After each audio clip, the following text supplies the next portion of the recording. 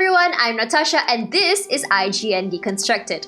For this episode of Deconstructed, let's talk about Ghost of Tsushima's latest add-on/DLC, Director's Cut. I think most players are wondering if it is worth it to purchase the DLC early, so here's what you need to know.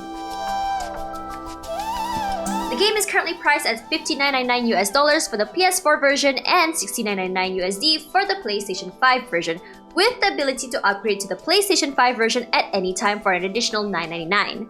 For those who already own the original Ghost of Tsushima, players can purchase the DLC as an add-on for $19.99 on the PS4 and $29.99 for the PS5. So the question is it worth the price for the DLC? For those who just started the game, this region is accessible after Act 2 of the game, and for those who own the game, they're free to hop in as soon as the game is loaded. Iki Island comes with a whole storyline arc that explores Jin's past. Call it his origin story. It pretty much answers all the questions that players may have about his mother and father, as well as his guilt around his father's death.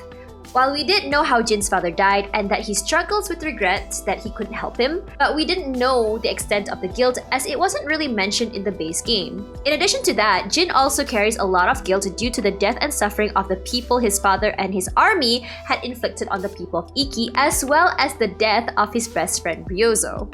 Also, I really like that in the game, we get to explore Jin's relationship with his father, as well as more mentions of his mother. While I enjoyed the ending, I felt that the ending was very cliché and done in a very similar fashion to the base game.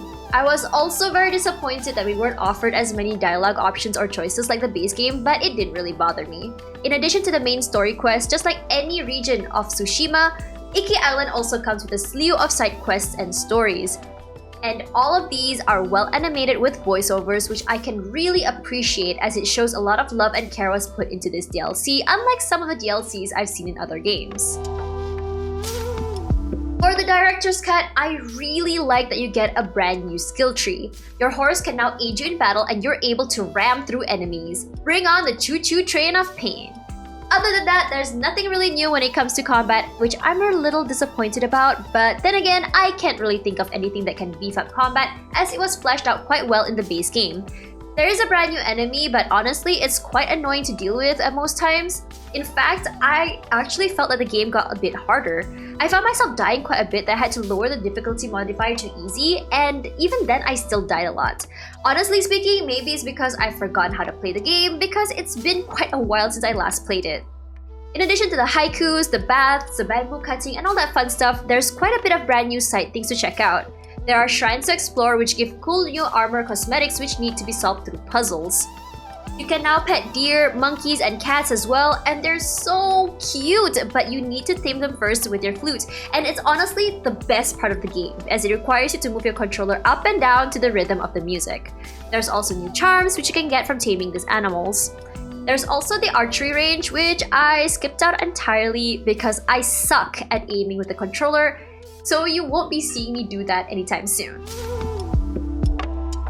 All in all, I think the DLC is pretty worth it at full price considering how much content you get with it. You get some pretty nifty upgrades with the PS5 version such as Japanese lip sync, faster load times, and 60 FPS at 4K resolution gameplay.